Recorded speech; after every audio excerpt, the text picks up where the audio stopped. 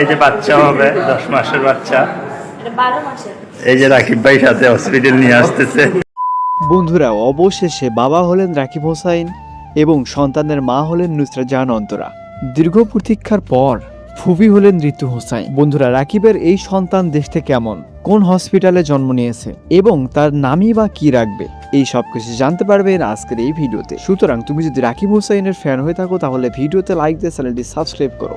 বন্ধুরা, রাকিব হোসাইন বর্তমান সময়ে বাংলাদেশের সব থেকে বড় একজন ইউটিউবার। তার রয়েছে 23 মিলিয়ন সাবস্ক্রাইবারের একটি ইউটিউব চ্যানেল। রাকিব এবং নুসরাত জাহান অন্তরা বিয়ে করে 2022 সালে।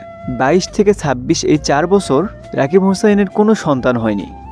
তবে এবার সুখবর রাকিব হোসাইনের জন্য। রাকিব এবং নুসরাত জাহান অন্তরার কোল জুড়ে আসলো এক ফুটফুটে সন্তান। এই সন্তানটি ছেলে না মেয়ে এবং রাকিব হোসাইনের এই সন্তানের ব্লগ কবে আসবে আর আকিকাতে নামই বা কি রাখবে, এসব কিছু জানতে হলে আমাদের পরবর্তী ভিডিও দেখার জন্য অপেক্ষা করুন।